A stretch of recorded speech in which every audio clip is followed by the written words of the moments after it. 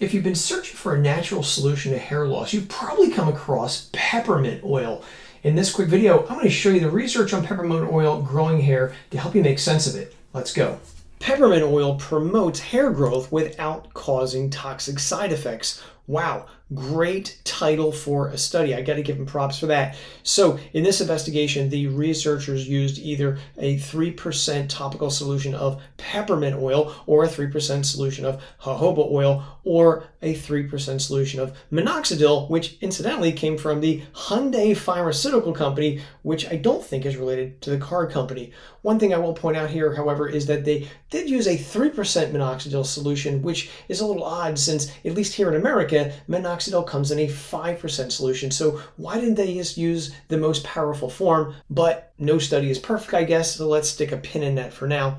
And regardless of all that, the researchers basically subjected mice, male mice, to either the peppermint treatment, the jojoba treatment, or the minoxidil treatment for 1 month. They then sacrificed these mice, you know what that means, and ran a bunch of tests, and they concluded that the peppermint oil improved hair growth by 92%, which was better than the minoxidil, which clocked in at improving hair growth by only 55%. This is important. You're going to see this statistic popping up on the internet where peppermint oil beats minoxidil 92% versus 55%. That statistic I have seen popping up on different websites, usually for companies that are promoting peppermint oil for hair growth.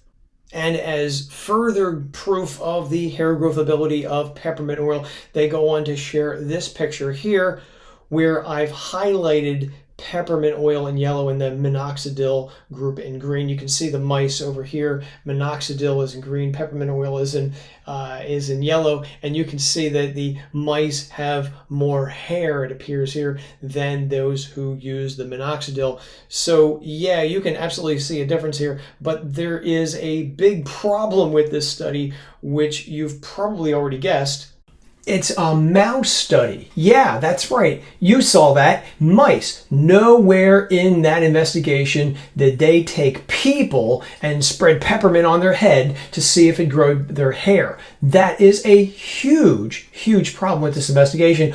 Also, it's the only investigation I was able to find that looked at peppermint oil growing hair. I cannot find any human clinical studies of peppermint growing hair on the heads of human beings. That's a problem. Another problem with this is that this study came out in 2014. Here we are several years later. Why hasn't any clinical investigator followed up with this with a human investigation? You tell me why you think that is. So for me, I think peppermint oil for growing hair is a big fat dud. I wouldn't waste any money on it, and I don't suggest you do as well. And when you do go searching on the internet for peppermint oil growing hair and you see all these great blog posts and companies saying how great it is, ask yourself this question: why aren't they telling you what I just did?